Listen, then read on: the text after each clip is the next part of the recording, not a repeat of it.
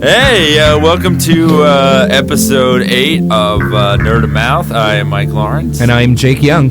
And you'll notice we are a little more somber this week than usual. On Tuesday, we lost an amazing writer and creator of comic books. Dwayne McDuffie passed away.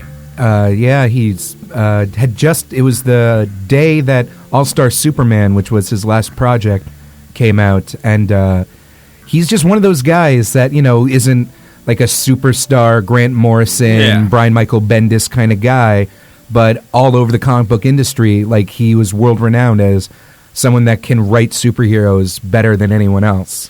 Yeah, here's the thing. He started in the 80s. His first real project, creator, project was Damage Control. He did 3 miniseries of those, and I love them all. The first miniseries is really fantastic. Basically, what it was a comic book sitcom.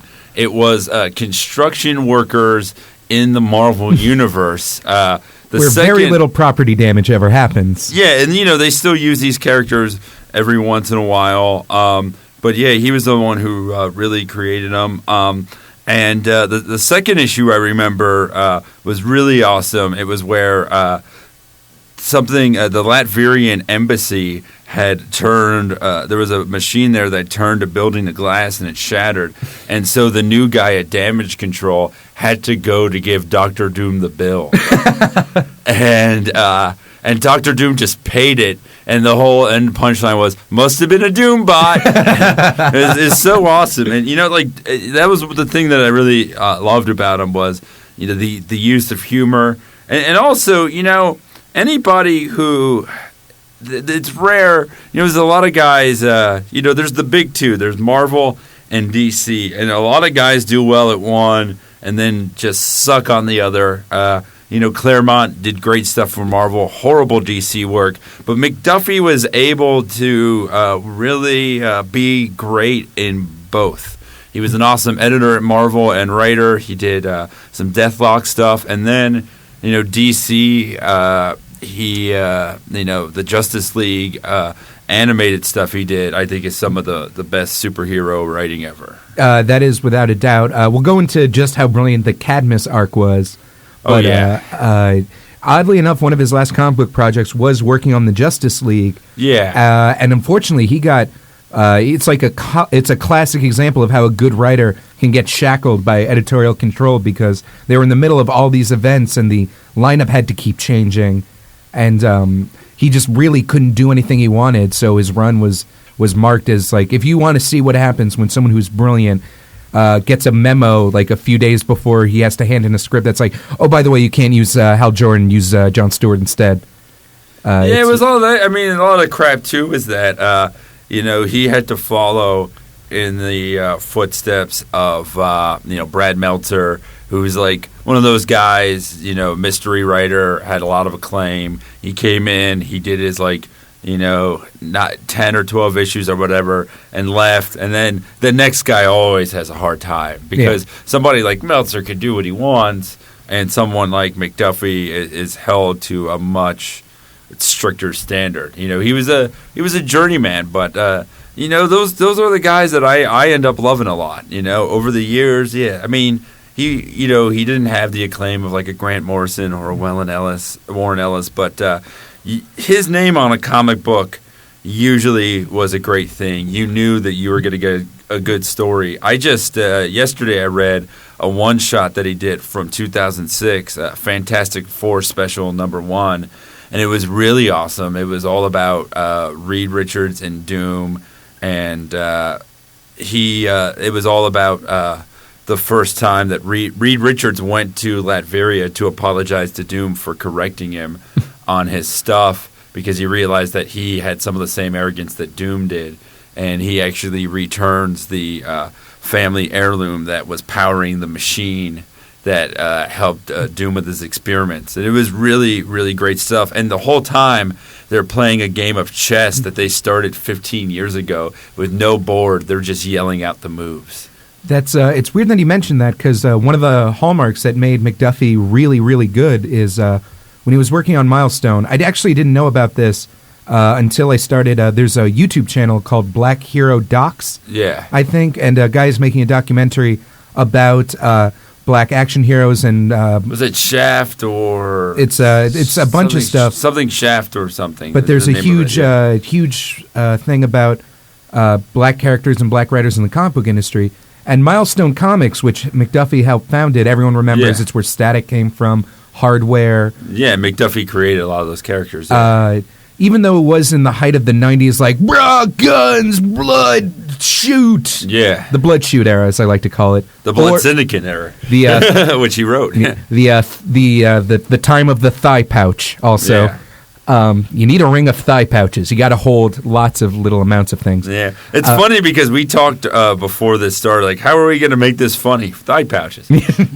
But all those comics, if you go back and read them, they're actually, a lot of it is about taking non-punch approaches. There's a lot of stories that end not with like a big fight, but with just cleverness and confronting violence using your brains. Yeah. I mean, I read the first trade of Icon, and that had some really great stuff in it.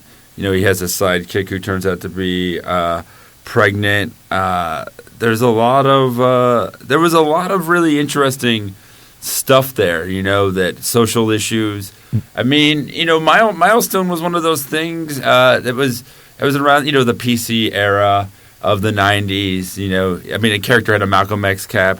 And it's easy to trivialize and make fun of some of the stuff, but a lot of it was really good. I mean, there wasn't just good intentions, but, you know, and the fact that he went out and hired a lot of minority creators. It wasn't just, you know, it's like when they do like the Burger King Kids Club, and you know that's like white guys forcing all this diversity, like Ted Turner creating Captain Planet, like that heavy-handed bullshit. But this was a guy who really, you know, did a lot to get really talented people hired. This actually made the rounds on Tumblr and a lot of blogs when McDuffie was working at Marvel. By the way, Dan Slott, an intern for McDuffie when he was writing Damage Control, he actually sent a fake memo to his superiors saying that, so I've noticed you guys like all your black new characters to have skateboard-based powers. Yeah.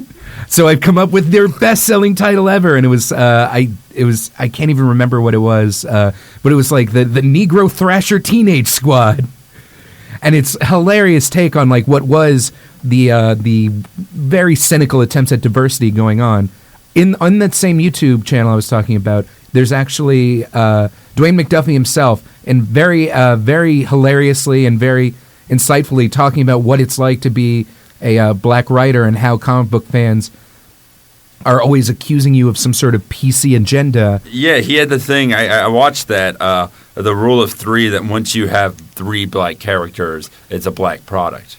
And how, you know, every nerd is just, you know, it's like, well, I mean, the Justice League having Black Firestorm and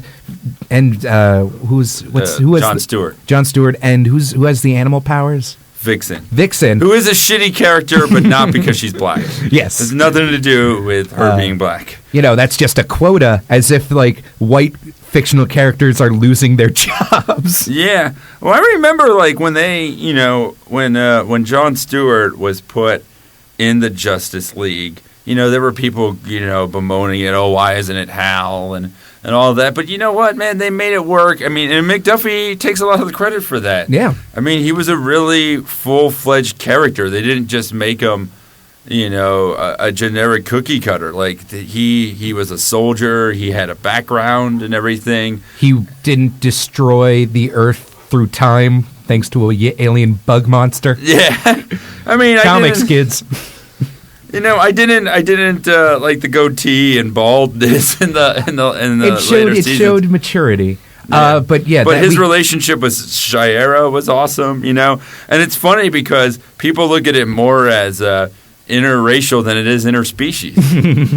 She has wings growing out of her back. She's not a white woman, guys. She's a white Thanagarian. All right, get her right.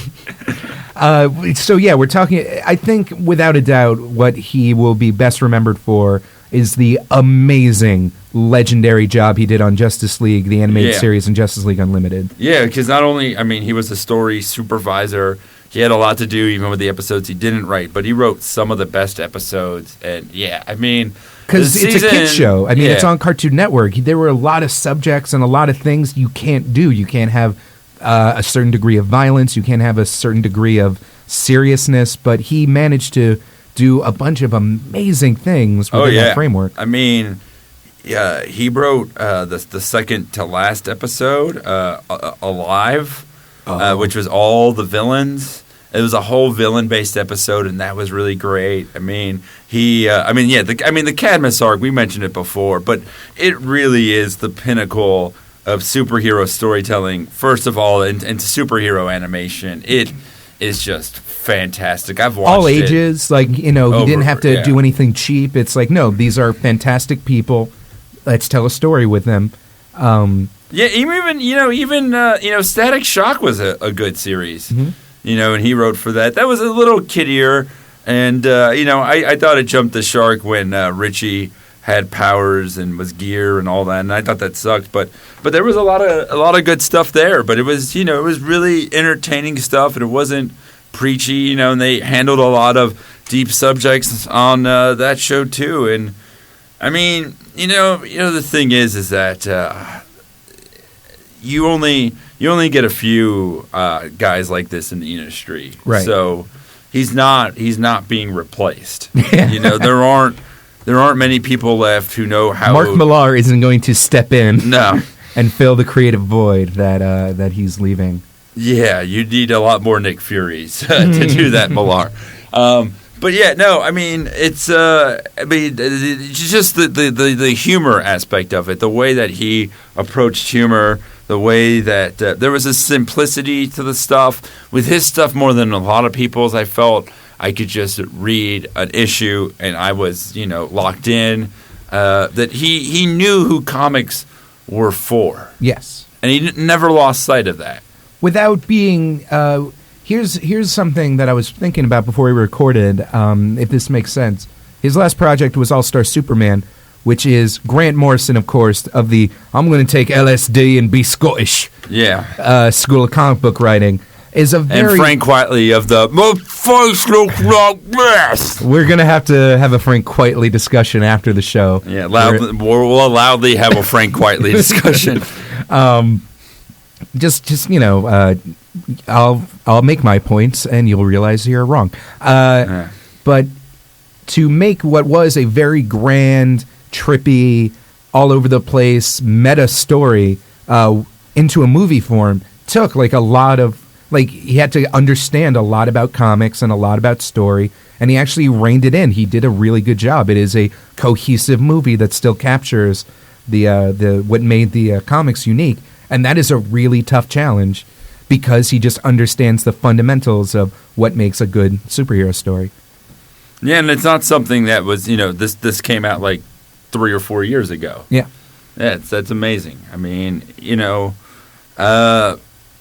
also, we don't I'm a wrestling fan. I'm used to losing people I like in their 40s, but in comic books, no. They die old and penniless. Unless you're Stan Lee, in which it is ancient and millionaire. Well, he just dies with everyone else's pennies. Yeah, I mean, this is it's rough, and I'm kind of at a loss of words, but I did look on DwayneMcDuffie.com, his website, this morning, and they announced the passing, and the entry before that was his own, with a picture of future Static, and the joy that he had that one of his characters had become an action figure. He's like, it took 181 action figures before in this series to get there. But I finally got a Static Shock action figure. And, that joy that never, went away with the guy. And that was, that was posted, a day or two before he died. So, that sucks. It's just, I mean, it's sad, but it's a good opportunity to go back and look at his stuff. And, like, if you really love comics, you really love Dwayne McDuffie. Yeah. You just don't know it yet.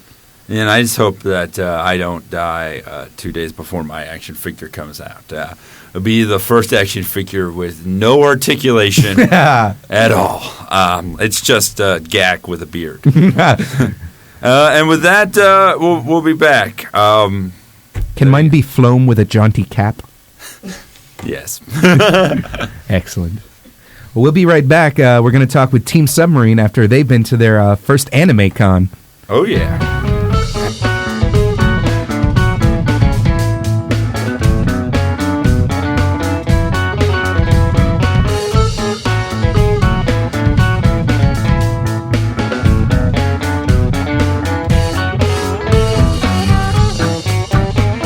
And we're back to Nerd of Mouth. Joining us now is a legendary comedy duo, Team Submarine, that consists of Steve O'Brien. Hello. And Nate Fernald. Hi. And the reason we're having them over is because I just took these guys to an anime convention show, KatsuCon, in Washington, D.C. And Mike, you've been to a few cons, Kineticon. And Steve, this was... New York Comic Con, yeah. This was your first time you'd ever been to an anime convention, right? That's true, yeah. It was my first time. And Nate, I'm not sure, you're actually kind of an anime fan. Anime fan, yes, but also my first convention. Ah. And if you're listening, people are familiar with, like, Star Trek conventions and, like, the idea that they're in these, like, little Holiday Inn conference rooms. Yeah, and if you've ever been to a Star Trek convention and didn't think there were enough fat girls with cat ears, KatsuCon is probably for you. There were some damn beautiful girls with cat ears, Mike Lawrence. Yeah, it's just... yeah, but they'll become fat, so... Oh, yeah, I forgot about that rule. So I just wanted to ask you guys what were some impressions going to one of these huge mega conventions that are now all the rage. I loved it. I absolutely loved it. Was there the costumes you were talking about? Any noteworthy cosplayers that you guys saw? Oh, Asuka from Neon Genesis Evangelion. What did you just say? Asuka from Neon Genesis Evangelion. She was the skinny redhead teenager wearing the red latex. The one with the butt, Steve. Okay. Yeah, that's one thing that's rough about these cons is you don't know the age of what you're ogling. It's pretty, yeah. Yeah, I mean, it's like, and the girl, like a lot of the girls with the most cleavage just got it. You know, oh, I could be this character now. Hey, there were some middle-aged women there. Okay. 23-year-olds. Yeah. Did any of you guys see, like, the older, like, parents that were walking around with their, like, normal toddlers? Oh, man, that's always so sad. I saw one guy dressed as a ninja, and, like, the girl was, like, some sort of barbarian slave Leia, but she was, like, by girl, I mean obese 40-year-old woman with her cellulite hanging out. Which you just said, hey, girl, too. That's making her a girl. But they just had their normal, like, little toddler, like, just walking around with them, and I was like, that child is going to be the head cheerleader and just do so much cocaine. Well, I saw another funny thing there. It was, you know how, like, Cartoon Network plays a lot of anime, but it's, you know, it's just more cartoons is all it is. So there's a kid in, like, a Naruto costume or something, which is a popular children's cartoon on Cartoon Network, and his mom was with him. And she must have thought it was like, oh, a convention for these cartoons my son watches. And then she sees, oh my God, like, boob dragons. And that's just the guys there. Of course. What else would you refer to? I just, you know, I was like, people are like, oh man, Lawrence is being so misogynistic. The men are still fatter than the women there. Yep. We just got... But it's a weird mix of, like, creepy fat kids and oddly normal for, like, they're completely comfortable with their freakishness. That is, like, a level of security I definitely did not have being a high school dork. Well, that's what I liked about going to the festival. It was just people seemed it was a pretty positive vibe. People seemed pretty comfortable. Like, this was, I don't know if they would have been that comfortable normally, but at the convention they seemed very comfortable.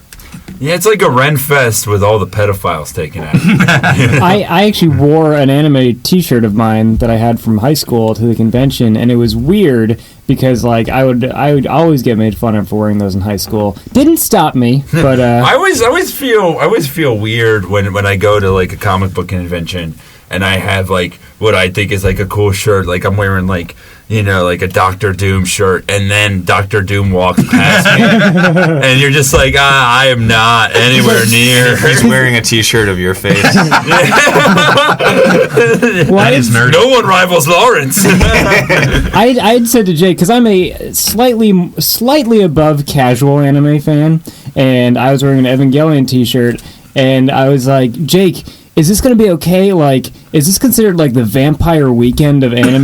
Like, who you're like, oh, Evangelion? Yeah, of course, that's the shirt you're wearing. Go back to university, college kid. It's the one time that having your shirt made in Asia makes it more authentic. I definitely flash back to like wearing Dragon Ball Z rayon Hawaiian shirts in high school. Oh, yeah. And just like kind of hating myself for having thought that was cool. I had all sorts of I Dragon just Ball Z imagine you t-shirts. just drinking 3 surges and saying you're Super Saiyan Jake. I had all sorts of Dragon Ball Z T-shirts in high school, and oddly enough, they only sold size extra large of them, and I was a very tiny kid, so they were like huge on me. So it's like, it's one thing to get made fun of for wearing a Dragon Ball Z T-shirt, but to be wearing a Dragon Ball Z dress, essentially, that it really puts the thing in the thing. Well, it's a dress that turns into jammy jams really easily.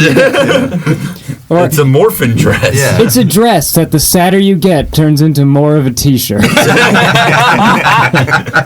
Yeah, that's one thing that like when I see like really obese people at the cons, I just pretend they're 5 people in one Megazord. And I'll form the head. When our sadnesses combine, Woolly Mammoth, also Woolly Mammoth, Additional woolly mammoth. other mastodon. Saber-toothed tiger. God damn it, Carol. Stop ruining our fun. Pterodactyl wings. It'll make it look even more sad.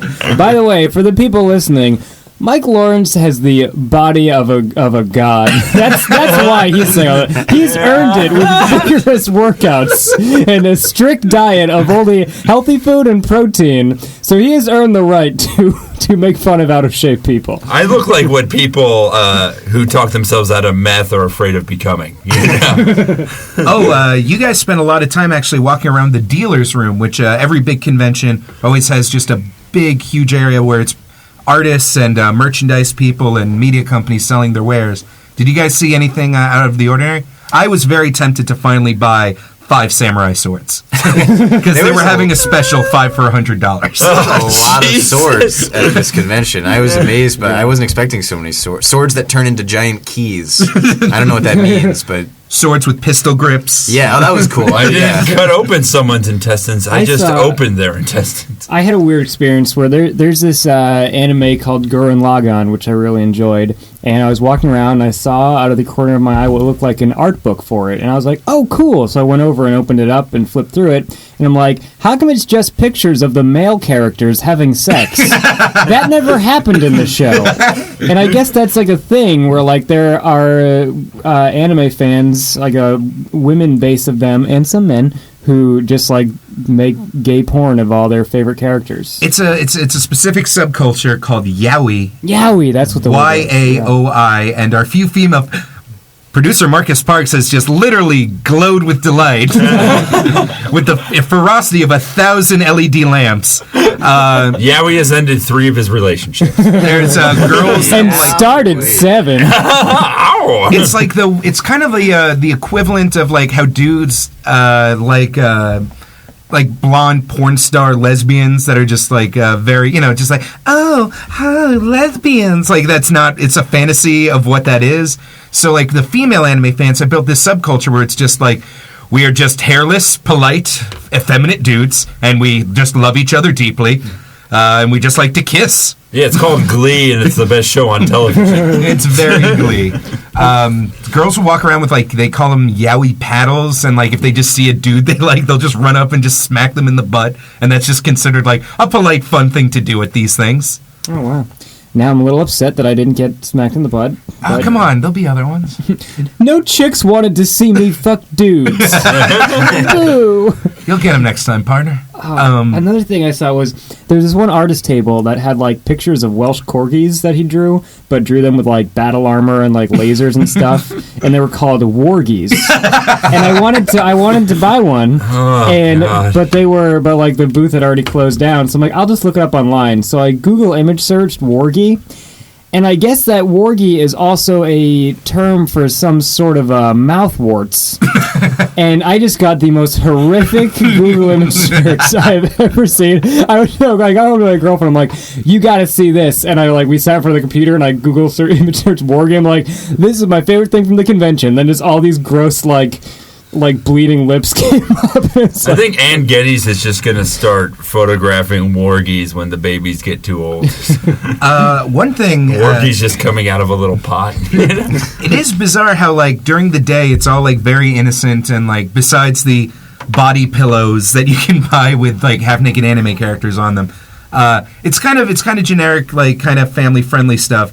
But then at night, like, the rave busts out, and all of a sudden, like, all the kids have, like, mesh shirts, and, like, there's all this just, like, bizarre kind of club culture kids that just come out of the woodwork. Yeah. Nate and I went into the rave. Yeah. Glow sticks ablaze? Yeah, we had our little LED lights. Yeah, I wish we had realized that we had the LED lights to really go for it. It was a pretty sad rave. Yeah. You know, from the outside, it was... You know, these people don't know what other people look like. For the most part, this is their first time talking. As Steve pointed out at the rave, nobody was on drugs at that rave. Yeah, it was a very muted rave. No, I mean, people were pretty reserved, I thought. They were just have a rave with a Capri Sun, cooler. And there was one circle that formed with a guy with, like, the thing where you have a glow stick in each hand and you, like, do weird hand dances with them. And people were, like, standing around him, kind of clapping for him. But he was, like, really bad at it. Like, he was very not elegant. I'd like to think that we just went a little too early. 1 a.m. was still a little early for that rave to get started. Yeah. If we go back at 3:30, it might have. Yeah, their Mountain Dew Code Reds hadn't kicked in yet. Yeah. Why doesn't, one bully could roll them all and in the darkness bind them there? You mentioned that. If they just said one, I would film that and just enjoy it so much. Just see. I fucking hate anime. It's terrible. The big eyes, the voice, the dubbing. I've mostly only seen like Americanized anime, so that probably hurts it. But it's funny you mention that because I hate comic books because it's just teenagers having fun at Riverdale. It's weird. Just all comic books are just teenagers in Riverdale getting up to hijinks and eating hamburgers and riding in jalopies. Yeah, but then you had those great Mr. Weatherby, Miss Grundy subplots. So we'll bring it on. Come on.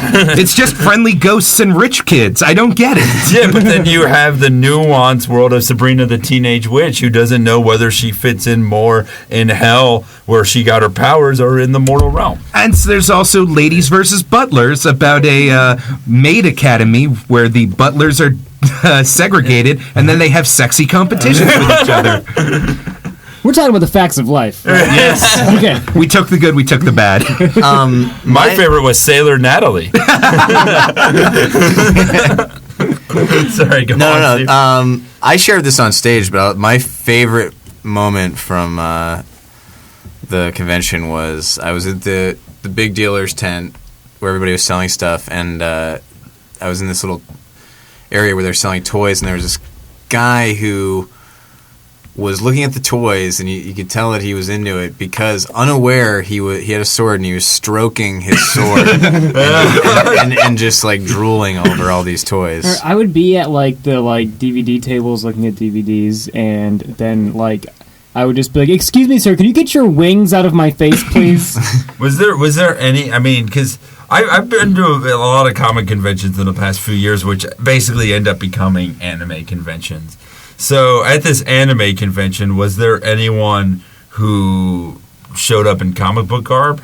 Oh yeah, there's everything. I saw a black suit Spider-Man. Yeah, there was a lot of Batman. Stormtroopers as well. I mean, it's not comic books, but I made sure to point out whenever I saw those because those were the only characters I recognized. Yeah. I didn't know any of the anime characters. I feel like you make a Venom costume, you got to wear that all season. You got to get as much mileage out of that goddamn thing. That's why I said there were two stormtroopers there with very, very nice looked like custom fitted stormtrooper costumes. Didn't look like they'd ever seen any action. And Hey, I lost a lot of friends on Hoth. What does that say about your personality that you're openly admitting you're a henchman? You know, like they're, you know, like be Darth Vader. You know, fucking get some. Like these people don't have any confidence anyway. We're not all leaders, Mike. Yeah.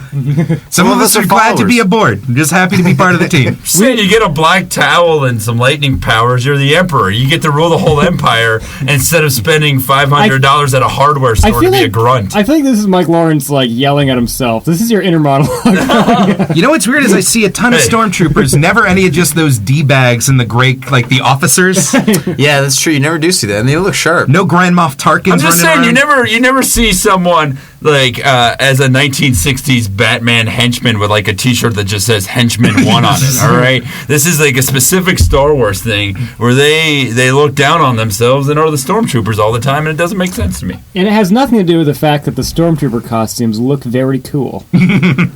What's it? We're getting a wrap-up sign, but quickly I wanted to ask you guys, as comedians, what do you feel there's any difference between a nerd convention show and a regular stand-up set at like a bar or a club or anything that you noticed? I think the conventions are a lot friendlier. Yeah, they actually want to be there and want to be entertained. Like, because we did like a club sort of show the night before, and the night before, Friday night, we get up on stage, we say, "How's everyone doing tonight?" And it's dead silence. And the next night at the anime convention, we get up on stage and say, "How's everyone doing tonight?" And they just lost their minds. Like, they're like, finally, a friend, someone to talk to. You know, I mean, the worst thing is coming down from that high. Because I mean, performing at conventions is a lot of fun, but when you do another show that same night, and you try to do your difference between Red Hulk and Green Hulk material, it doesn't go well. It does not go well. Well, it was funny because the audience are so jazzed about everything that whole time that it's so great to play. And you're acknowledging them. Did you guys change your material at all? Oh, I mean, we riffed a little bit at the beginning, but sorry. I lost my train of thought. No, I mean, you didn't have to. They appreciate good comedy. we riffed a little bit at the beginning, yeah. But what I thought was funny is that because they're so excited about everything, and they're like, "Oh wow, that was a great set. They really liked us." But then 3 hours later, when rape was brought up at that one thing, everybody lost their mind. Yeah, that was. You're like, people are just losing their mind for everything tonight. I'll tell you this: you'll never see a rapist in a stormtrooper costume. No, too much work. No, they have too much confidence. I remember at the same convention a few years back, it was like ridiculous how friendly the crowd was, to the point where I was like trying to make a point. It was like, "Oh, come on, guys! You're just cheering for everything." I could just say 4chan, and they just started clapping, trying to make an example of how easy they are for an applause break. They still were like, "Yeah!" I was like, "All right, the fish has met the barrel, and I will shoot away." It feels great. Yeah. GeekComedyTour.com, by the way, is the umbrella organization through which I am trying to bring comedy to the convention scene. Yeah, and you guys have anything to plug at all? We have an album available. You can get it on iTunes by searching for Team Submarine. The album is called Correctamundo. You can also get it on our website at teamsubmarine.net. And we're doing a big sketch show here at the Creek on March 19th. March 19th at 10 p.m. Jared Logan will be there, as well as other people yet to be announced. Yeah, so come to the Creek in the Cave, 1093 Jackson Avenue, Long Island City, where we record this, and lots of other things with the great Marcus Parks. ECNY nominated producer. Yeah. Marcus Parks. Oh, congratulations. Yeah. Best technician. Vote for him. And you know what? That's it. I'd like to thank Team Submarine. Thanks for having us. And that's it. Dwayne McDuffie, rest in peace.